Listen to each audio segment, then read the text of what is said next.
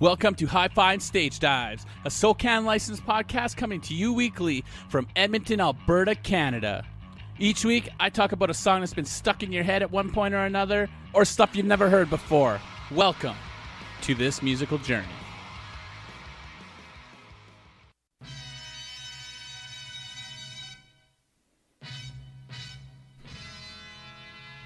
What's up? That's right, this is House of Pain. And welcome back to another edition of Hi-Fi and Stage Dives. I'm not going to lie, I was a little funky coming into this one. Felt weird. I just had some things. It was my birthday on Wednesday, so I've been going nonstop. Went for didn't really do anything on Wednesday. It was my actual birthday. The wife got me a card and some money. It was pretty cool. My homie Alec from the Awesome Hour hooked me up with 2 Wicked Funkos that I was eyeballing up for a long time, and he got them for me, which was totally rad. And then Thursday I went out for dinner. I was up super late, and I had to work at 5 o'clock in the morning, right? So that was a little bit of a weirdo situation for myself. Yeah, I don't know. Last night we went for it was like a family thing, and I don't know if I've ever touched on it before, but I guess my family's kind of different. I have a different family dynamic. I'm lucky enough that I still have my parents. Both of my parents. I have an older sister, a younger sister, and 2 cousins that I call my brothers because they grew up with us the whole time. So we have a weird, broken family dynamic, but we all still get together and love each other very much. It can be mentally draining sometimes. Just shit. Sometimes it's just shit, and then some other things happen with me and the wife, and it was just, fuck, man. But all is good in the hood. My whole point of telling you all of this is that I was looking for a band to do this time around, and I couldn't really think of anything, and I didn't want to do anything that I had on my list because it would be too mentally involved in doing it. And what I don't realize half the time is that I always think that I'm like, oh, it's going to be gotta do this and this and this. And then I get into it, and it always ends up being the same thing anyway. So I think it's just more organic the way I did this one. So like I said, the reason why I did it, I was grabbed my phone and opened up my music at iPhone, just started scrolling through, and fuck, House of Pain. So we did House of Pain. And so we're gonna go through in this little journey of House of Pain. It's not a very long journey, but hey, I like to talk, right? So we'll touch on some things. We will touch on the death that never happened, the rumor of death with Mr. Everlast. I'll tell you that it's not a big story, it's just a bullshit rumor, and I'll talk about the guys after and what they're up to, all the good stuff. So let's get into it. House of Pain is an American hip-hop group who released 3 albums in the 1990s before lead rapper Everlast left to pursue his solo career. The group's name is a reference to the H.G. Wells novel, The Island of Dr. Moreau. I did not know that. And then there's sound bites and stuff, and it all makes sense now. It's great, hey? I love how when you start doing research and you figure stuff out and you hear stuff and you're like, oh shit, it all makes sense now. A reference that was actually carried further by the naming of their 2011 tour, He Who Breaks the Law. And if you know anything about the Island of Dr. Monroe, you'll know all about that He Who Breaks the Law shit. The group is best known for its 1992 hit single Jump Around, which reached number 3 in the United States, number 6 in Ireland, number 8 in the UK, and the group broke up in 1996 but reformed in 2010 after the trio had been members of a supergroup called La Coca Nostra. I can't believe I got that out properly, but that's what it was called. For several years. I when I was walking down in my studio here, I was like, oh, I was thinking about it. I was like, fuck. I remember finding House of Pain. I can't remember where I heard it. I think I heard it on a tape or a mixtape or some shit. But it made me realize that hip hop was amazing. And then I found out these guys were white, and I was like, shit. I'm like, this is fucking cool. I'm like, I don't get me wrong, Beastie Boys and all that shit. I love how music doesn't have a race. I fucking love it. I'm not a person who's racist by no means whatsoever. Like I said before, I live, and I'm gonna get this tattooed on me, and I live by this credo that I fucking learned from a shitty ass movie. And it's not a shitty ass. It's a great fucking movie by Mr. Arnold Schwarzenegger. If it bleeds, we can kill it. Amazing. Alec, you just text me. Hey, you. Right back. How's Ivan? Ivan's great. You're gonna fucking love this one, man. I'm answering your questions. Anyways, yeah, if it bleeds, we can kill it. Basically saying it doesn't matter, man. It just doesn't. And I just sound like a super stoner there for a second. Doesn't matter, man. It doesn't, though. I don't give a fuck what color you are. If you fucking bleed, I can fucking kill you. And that's all that fucking matters to me. And I think it's great, and I really hope fucking the rest of the world can come to this, for fuck's sakes. Oh, horrible. Okay, enough with the ranting. Let's keep going. I'm fucking getting spicy, guys. No, the whole reason is this. They had a different flavor of beats and stuff, and that's what I liked about it. It had almost that lo-fi feel to it before lo-fi was a thing. But I I like beats that have a nice rhythm and a nice flow to it. That's a thing for me for beats. And don't get me wrong, I like the fucking straight hardcore beats that some of them are coming out. Oh, speaking of which, I watched this thing on this video. I'll share it on. I'll share a couple. Like I'll make some things for Instagram shit, but it's fucking amazing. Homie breaks down where rap's at today and stuff like that, and what it really should be doing. So it's real fucking great. But it's look for it when I do it. I'll post it on my Facebook and shit like that. It's a great video. So like I said, they're from Los Angeles, California, which is weird because for me, knowing that they're from LA, it was weird because they had that hardcore Irish thing back behind them. You think they'd be like from New York or something, or from Boston, right? You know what I'm saying? But they're not. They're fucking from LA, and it's totally cool. Their music breaking down barriers. Gotta love it. Their label was Tommy Boy, 91, 96, 2010, 2011, 2017. Real fucking up and down with these guys, man. So 91, 93, Everlast teamed up with DJ Lethal and a high school friend, Danny Boy, in Los Angeles to form House of Pain. They attended Taft High School. The group was signed to Tommy Boy Records, and their House of Pain debut album in 92 went multi-platinum, spawning a successful Jump Around. Everybody knows that fucking song. That song and Shamrocks or Shenanigans, I believe it was. I got a little breakdown after of where like their songs would have been viral then, basically. So movies and commercials and video games and shit like that. So I got a whole little list of stuff. It's pretty cool. The House of Pain was also remixed twice by Pete Rock. One version featuring a verse from him and one without. The album also featured Cypress Hill member Be Real on the song Put Your Head Out, and Funk Dubious's son Doobie on House of Pain's Rising Sun. House and the Rising Suns, both members of the musical collective known as Soul Assassins. A cool little thing. They fashioned themselves as a rowdy Irish American hooligan. Although Lethal is Latvian American, they toured with various rap alternative rock bands after their breakthrough. They participated together with Helmet along with several other rap acts on the 93 rap rock collaborative Judgment Night film soundtrack. Judgment, that was a crazy movie. I have to go back and watch it. It's about an RV and they take a wrong turn. They end up in some ghetto somewhere or some shit. I don't remember if it was LA and Compton or like New York and like the Bronx. What the fuck? One of the ghettos, like the hardcore ghettos in New York. I can't remember which one it is though. So 94, 95. Following the album of 1994's Same As It Ever Was, went gold despite minimal airplay and no major hits. The first single, On Point, is noted for taking a swipe at other American rappers who claimed Irish heritage. This is great. Marky Mark, yes, Mark Wahlberg, and then the lyric out of the song. Calvin Klein's no friend of mine, so I don't like Marky. Oh shit, that's weird. Okay, so like the algorithms of everything on like Facebook and all that shit. So I was like doing the research for this stuff, and I was like going on websites and stuff like that and trying to find little quotes and shit like that. Mark Wahlberg popped up for him versus Matt Damon and who's more Boston. It was fucking hilarious. But it was actually one of those algorithms that actually worked and that was actually entertaining for once. They weren't trying to shove shit down my throat that I'm trying to look at on Amazon. Everybody knows what I'm talking about there. So in 1996, House of Pain abruptly broke up after the release of the third album, Truth Crushed to... Okay. Tongue twisters, guys, tongue twisters. Truth Crushed to Earth Shall Rise Again, which featured guest appearances by rappers Sadik X, Brandon Nubian, Guru, Gangstar, producer-rapper Divine Styler, and reggae Singjay Cockney O'Deary, and that created the Sheem Team. On the release date, the album Everlast announced his departure from the group. It was very abrupt like this. So I found this little quote from Everlast, Mr. Whitey Ford, and this is like legit, like after, like during a show, I think it is. I'll just read it, and it says everything. So he's like, I just quit after the show, he says. Right before we did Jump Around, I said, enjoy it. It's the last time we're going to do it. And I left and quit. I was on stage and I hated it. I just couldn't do it. It was like everything you used to love suddenly became the worst feeling in the world. And I never thought I would do it again. That's harsh, man. That's like just mad love disappearing like that, gone. But you know what? I can understand and respect what he's saying. He's like, when it becomes work or it becomes a chore, it's not fun anymore. I mean, don't get me wrong. Yes, there's work involved in music. Everybody knows this. You got to put in the work and you got to pay your dues. But when it becomes to the point where it's not fun anymore, and it's like it's a thing you're grinding through to make it through, it's not a thing you should do anymore. Especially when it comes to stuff like this. Now, don't get me wrong. Sometimes you got to grind and you got to hustle. That's just how that is. When you got to make that money and you got to grind and you got to hustle and you got to keep that business going or whatever what you're doing. that's a difference. But when it's to the point where you don't want to do it anymore, you really got to reevaluate what you're doing and think twice about it, because you're going to be doing it for the wrong reasons and you're not going to get what you want out of it, and the people around you are going to be affected by it also.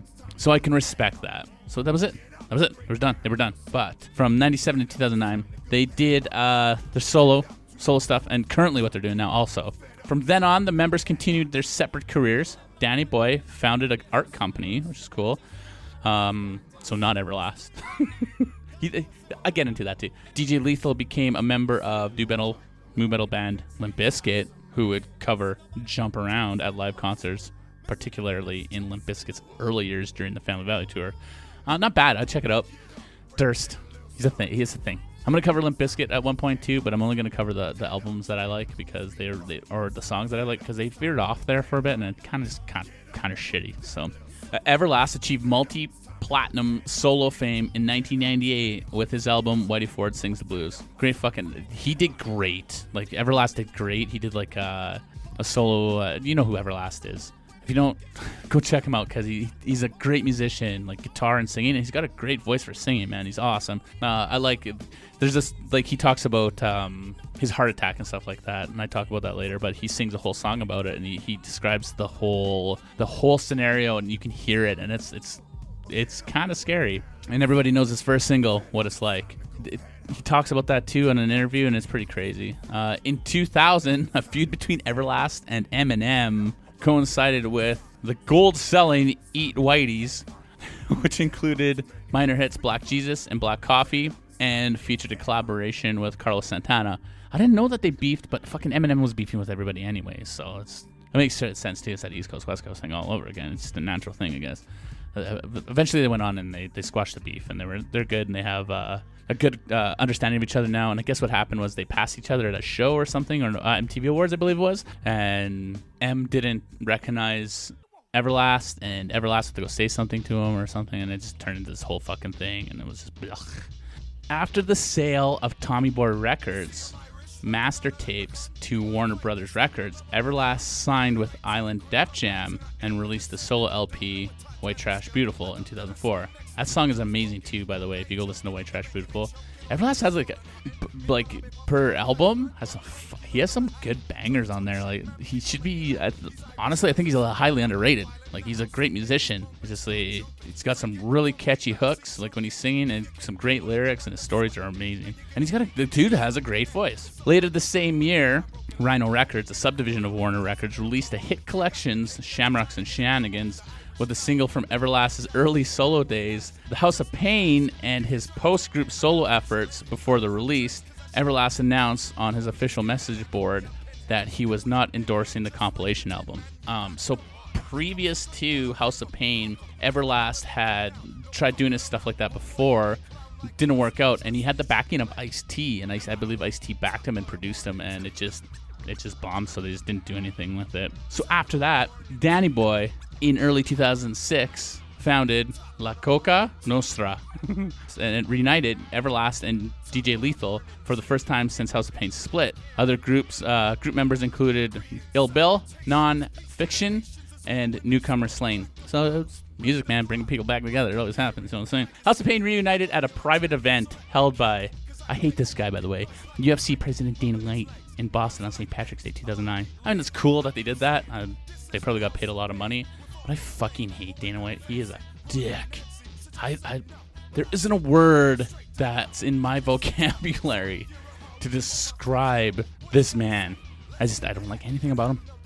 I feel like he does bad things too. Like, I don't know. He's just not the... I mean, I've never met him personally, so I couldn't say, but everything I see about him, social media, TV, when I do watch it or pay-per-view or whatever, anything I see of him, like these videos, I just like, I just can't with this guy. I don't know what it is. So it was officially announced on August 10, 2010 that House of Pain has reunited and performed their first official show in a decade at the second annual Epicenter Music Festival in Fontana, California. On September 25th, 2010, even though Lethal is still a member of the group, he did not join them on their 2011 reunion tour due to prior obligations to Limp Bizkit. In April to May 2011, House of Pain attended the Groovin' the Moo touring festival in Australia, and also performed at Scotland's Tea in the Park Festival, and on July 9th, 2011, as well as the Sonosphere UK Festival on July 12th. I don't know, man. It's one of those, it's like a bucket list festival I gotta go to. But they're insane, though. Like, totally insane. So there's not very much of these guys. So House of Pain reunited in 2017 on their 25th anniversary tour. The tour included shows in D.C., Ohio, Pennsylvania, New York, Massachusetts, and California. And that's it. So these guys are back together. I guess they're gonna, they didn't say they're not back together. I don't know if they're working on anything, but it'd be cool. Elsa Mania just happened, and I couldn't tell. I've been trying to figure out who it was. I don't know if it was Everlast or not, but someone was covering House of Pain. Jump Around. So maybe it was Everlast. It might have been. He might be out there playing his guitar and singing some songs. He's good at it. So as I stated earlier, I'm going to talk about the songs. They're in no particular order, just they're random. It jumps around from a song. It jumps around.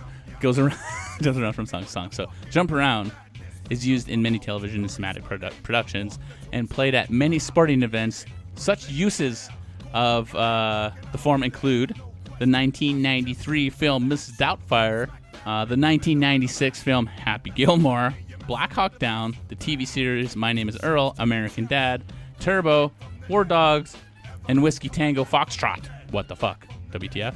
Whiskey Tango Foxtrot again? But you know, just like me, man. Anybody puts that song on, and it's fucking... Just the way it starts, it's amazing. It's a great fucking song. Top of the Morning to You was used in Michael Mann's 1995 film Heat and the 2003 film Daredevil. If I remember that, if that's the Daredevil I'm thinking of. It's not a very good remake of that cartoon or that comic. The song Shamrocks and Shenanigans is used in the film Airheads. I don't know now, I'm just thinking about this. I don't know if it's Shamrocks and Shenanigans or Jump Around where Colin Farrell plays Bullseye. No, that's the one. Daredevil. It was that one. It's Daredevil. And he's it's Bullseye in the bar and it's Colin Farrell. And that song's playing. So yeah. In 94, the film Clerks. Great movie, by the way, and shout out to Mr. fucking Kevin Smith for dropping a shit ton of weight and getting healthy. The protagonist, Dante Hicks, can be seen wearing a House of Pain shirt. I gotta go rewatch it just to see that. Great movie, so I'm just gonna watch it anyway. VH1 ranked Jump Around 66 on their list of 100 greatest hip-hop songs in 2002. The video for Shamrocks and Shenanigans was shown at the Beavis and Butthead episode 2019 at the movies. In 2001, video game Tony Hawk's Pro Skater 3, the song I'm Swinging It was used. Tony Hawk, let's talk about this real quick. Tony Hawk I think broke the ice in the ceiling for playing music in video games. They're like the original, and it showed what it was. It was crazy. Like there's so much punk music, so much rap, and then they got into like the mixes. It was great. It was fucking great. In the 2001 film The 51st Date, or as everybody else knows it as the Formula 51, the song Shamrocks and Shenanigans, Butch Vig mix is used. I didn't know it was called the 51st State. I always known it as Formula 51. That's the one with Bad Motherfucker. What the fuck's his name? Snakes on a Plane? Oh my god, I can't believe I'm drawing a blank. Fucking Nick Fury.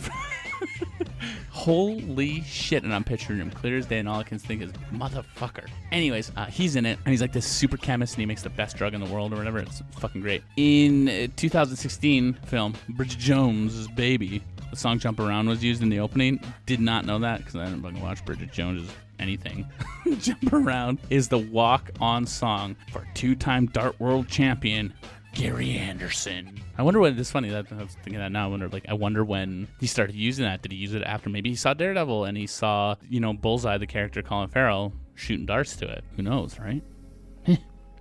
I should have looked into that. Never thought of that till now. So, like I said, there's not much on these guys. There's some on these guys. I got some stuff on these guys, but as the band, there's not very much. So let's talk about Everlast first, and I'll talk about some rumors and all that good stuff. So Everlast, on the day he finished recording his critically acclaimed 1998 album, Whitey Ford Sings the Blues, his real name, Eric Schrody, suffered a massive heart attack. He was rushed to the hospital for emergency surgery, born with a heart defect that was supposed to affect his life until his middle age. Schrody needed a heart valve replacement at 29. So there's a song, I can't remember what song it is, but on that album, or the album after, he sings about that. Like he sings about dying, what's gonna happen, and he talks about waking up and being hit with the paddles and shit. Like that's nuts. So this is what he said: the first day I came out of surgery, I told my producer to mix the record in New York without me. I didn't want anything to lay around because I wasn't sure if I was gonna be alive. I remember honestly thinking, make sure you mix the record because if I die, it's gonna be huge. I know that because that's the way it works, and it's fucking true. It's just like any artist, they die and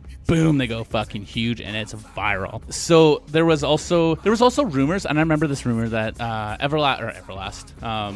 of Pain had quit. Samuel L. Jackson. God damn it, I just remember right now. Samuel L. Jackson, Snakes on a Plane. Oh my god, fuck. So there was rumors that one of the band members had died, and that's why our House of Pain had broken up. That was not true. So what happened was they said that he OD'd on cocaine, and that was just a rumor, and they said that he died, but no one had died. And I remember listening to this as a kid. We didn't have the internet to clarify shit like that. So that's what we went off. I thought that was the thing. So I'm like looking, I'm trying to figure it out, and like Danny Boy's popping up everywhere still, so I didn't know what the hell was going on. So I'm like, what the hell? So I started looking into it, and sure, she didn't die. No one died. They're all still alive. I'm like, what the fuck? So he still plays music, obviously. He's doing his Everlast thing. I highly suggest you check out Everlast. You know what? I would even go through all of his stuff, just listen to it, and pick out all his good songs that you like, and just make a playlist because they're fucking good. They're great. Danny Boy, the other rapper, he didn't do much. So like since the split in '96, he has not been very active in the public. He doesn't really do anything. So he's got a couple things, like nothing like in the spotlight. So he's got things going, obviously. He has a musical project called ATF, Alcohol, Tobacco, Firearms. Broke up before the first release, and the short-lived group X Supermodels, XSM, only saw a promotional thing, so he didn't really do anything. He was featured as the rapper in Power Man 5000's remake of Frankie Goes to Hollywood's hit song Relax on the Zoolander soundtrack. So like if you listen to Relax, Don't Do It on Zoolander, and that's like the kill trigger, that's them.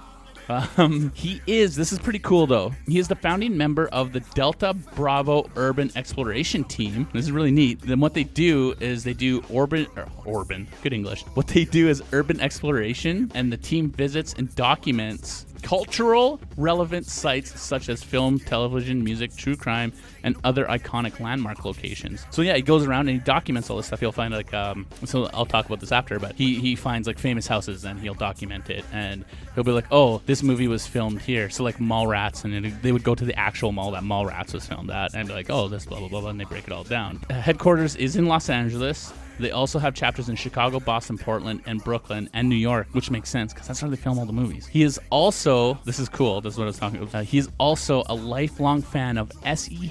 Hinton's book, The Outsiders, and its film adaptation. So he bought the original house where the movie was filmed in Tulsa, Oklahoma, and is raising money to turn it into Outsiders House Museum for his personal collection of Outsiders memorabilia. I like this because he's just like kind of a nerd, and he's got some money. He's going to do something cool with it. I think it's totally rad. And yeah, that's all he does. He's got some other things on the go, but nothing major. So DJ Lethal, though, on the other hand, has like a few things on the go, much like Mr. Whitey Ford. So on House of Pain's final tour, Limp Bizkit and an up-and-coming band from Florida hired him as a supporting act, and DJ Lethal and the band became friends, and later Limp Bizkit hired him to do some work on the recordings, eventually asking him if he wanted to be the DJ, and he accepted the offer, obviously, and the band became one of the most popular nu metal groups during the late 90s and early 2000s, selling over 40 million records worldwide. So he went from a number one hip-hop group to, he was smart, jumped on that fucking nu metal bandwagon, and he made a killing. And he is a good DJ. This is what he said: DJ Lethal wanted to contribute to the band's recordings to be more original than typical DJs in bands at the time. There are a couple, and this is a quote, there are a couple of other rock bands that have DJs in them, but are just like mimics and chirps and scratches. He's like, hey, what's going on? Let me spin around a couple of times on the show, and I can spin with 2 records. So I definitely knew I didn't want to just be another DJ in a rock band. I wanted to be another instrument part of the band, like a guitar player. I think there wasn't really, I'd say like maybe Sid from Slipknot was the next DJ in a band to do anything like that, and DJ Lethal did it too. So it's not easy to pull that shit off and actually do it well. That's the thing, and that's why these guys stood out. On March 17, 2018, 5 years after his departure from the band, DJ Lethal reunited with Limp Bizkit on stage during a concert in New Zealand. He later then announced through his Twitter that he had officially rejoined Limp Bizkit. I remember, oh fuck, who was he beefing with? He was beefing with somebody and I can't remember who it was. They called him a pussy or something. It was stupid. So besides his work with his groups, he is recording in his Hollywood-based studio and producing records, working with artists such as Scott Harris, and is also preparing his long-delayed solo album, which I would like to hear. What was going to happen with that, which is set to feature Will.i.am, Old Dirty Bastard, Chester Bennington, Corrupt, Cypress Hill, Redman, The Alcoholics, Adil Omar, Pharoah Monch, love Pharoah Monch, Chino XL, Diamond D, Dilated Peoples, Young Burge, Method Man, Street Life, Talib Kweli, Bun B, and more, along with this and his La Coca Nostra bandmates. So he's got some things in the work, and I think he could do some good shit because he was a great DJ. He made some good fucking, obviously he made some good beats, because if he didn't, they wouldn't have anything. And that's it. That's the type of beats I like. I like his shit, so I'm hoping that's why I'm kind of stoked on reading all this shit. I'm like, oh, cool. There's some cool stuff coming out. So, but that's all we got for the House of Pain, guys. So that's it. That's all we got. That's the end of this road. That's the end of this journey. Thank you for going with me on this journey. It helped me relax. It got some of the stuff out that I needed. I really needed to do this one. I think it was a good release. I like doing this. It's like, when you get stressed. I like to run because I run all the time. So when I run or exercise, that's a good release. Or I play music, that's a good release. A podcast, it's a good release. So I was lucky some shit. I had this venue to go down and vent and release my inner stresses. So I thank you for that. Again, guys, if you need help, say something. And if you know anybody that needs help, say something. And that's it. So keep listening to music because it makes life that much better. And I will catch you on the flip side. Thank you again for listening to Hi-Fi and Stage Dives. It means the world to me. I'm glad you could come on this journey with me, and we'll keep doing it every week. Subscribe, rate and review, all that good stuff, and keep listening to music because it only makes life better. And we'll see you on the flip side. Stay rad.